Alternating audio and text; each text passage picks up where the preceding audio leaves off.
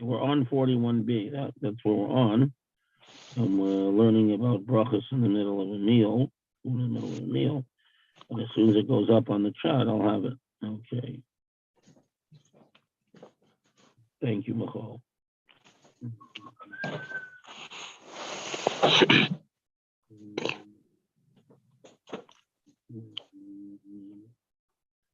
Oh, good morning, Danny.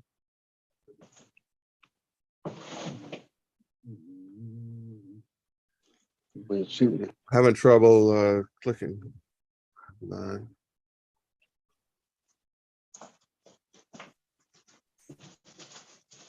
Oh, good morning, Natalie. Okay.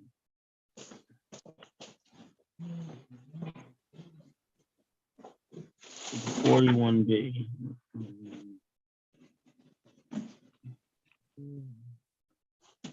Ah, there we are. Beautiful. Okay, so I'm going to click on it. So you're not going to see me anymore, but you can hear me. Okay. So we're up to. So we got a little bit further. I'm scrolling up.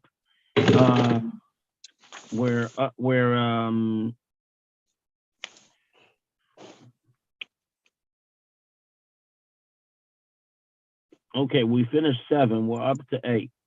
Shalu es benzoma. So it's almost the bottom of 41b. We're almost at the top of 42a. Shalu es benzoma. They asked benzoma.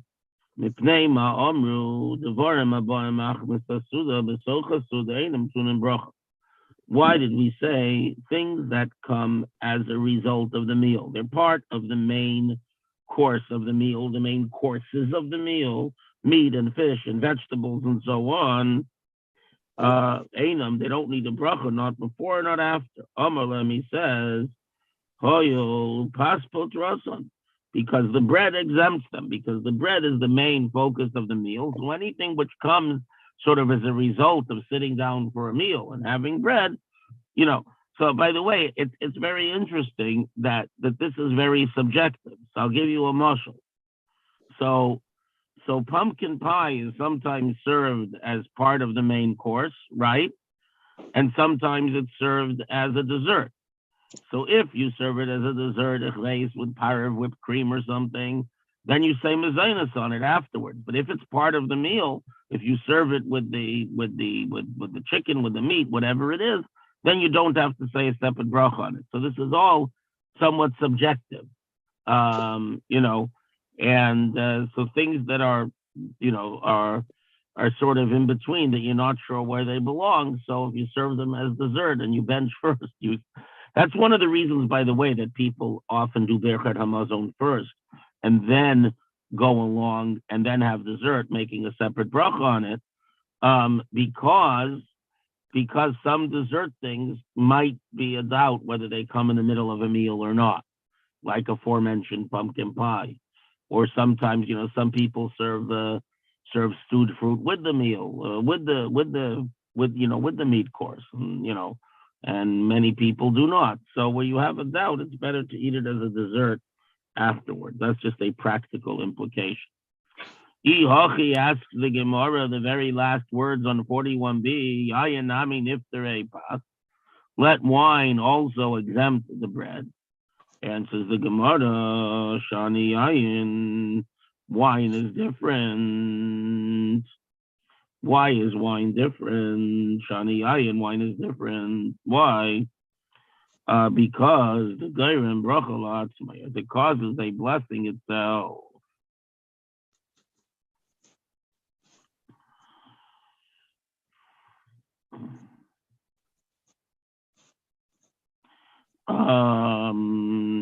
Now, so in other words, wine get what does it mean it gets the blessing itself? So Steinsaltz explains over here, it's so significant you say a blessing over it with other things like Kiddush and Havdalah, even though you don't particularly want to drink it. In other words, wine is chashuv because it's used for various mitzvot. And I should also mention that it's used in the temple, that libations of wine are poured out in the Beit HaMikdash on the altar on a daily basis. So wine is chashuv, it's considered important. And because of its importance religiously, and it's important as the prince of all drinks. It is therefore gets its own bracha. But if you made a bracha on wine before the meal because you made kiddush, so then you would not also have to say a bracha on wine during the meal.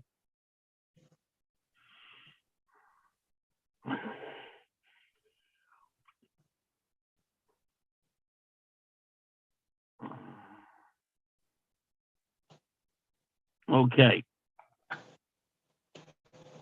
Now, Rav Huna achol telesa rifse b'nei telasa b'kaba v'lo beret. Rav Huna ate 13 sweet loaves of bread, and he didn't say Berachah Hamazon. He just said Ala Michya. Amle Rav Nachman Ade Kafna, you must have been very hungry. In other words, normally speaking, so now we're getting into a very complicated area, which is the question of baked mizonot. So let me lay this out. Now, there are numerous debates about the issue of what is hamotzi and what is mizonot. I had a teacher used to say there's no thing as mizonot bread. You know, you fly on the plane, they give you a roll. It says, you know, these rolls are mizonot. Not so simple. But here's the general premise. If you have something that is made of a thick dough, in other words, pancakes and waffles are a different story. You have something made of a dough that stands up on its own, a thick dough, but it's sweetened. It's made with other material. It's basically a dessert food. Like, good example of this is a babka. And if you ever see, and I actually, it's Class Yisrael, Bernardino's Bakery, because the VH has these things that stay heated even when the oven turns off, whatever. So they make something called a babka. But what it really is, it's a regular bread dough filled with chocolate and other things.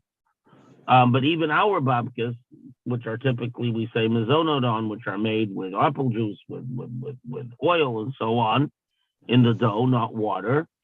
So these rich, sweet doughs, the truth is that if you made a whole meal out of them, if you were satiated, you would have to say hamotzi. So if you ate like a whole babka and were full and that was your whole meal, you would actually have to wash netilat yadayim and say hamotzi on it. So basically, in other words, anything which normally what people would be satisfied and make a meal on, you say Berachah Hamazon. And so later in Shulchan Aruch, it comes out that anything over 4 beitzim, anything over about 8 ounces that you're satiated on, you definitely have to wash and say Berachah Hamazon, even if you're eating cake.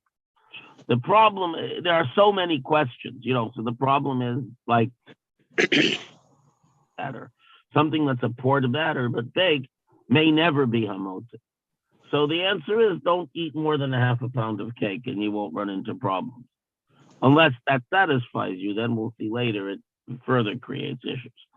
So this is the basic halacha. I mean, you can go the laws of on Sichas in English. They have the laws of blessings from the Alter Rebbe, which are very clear.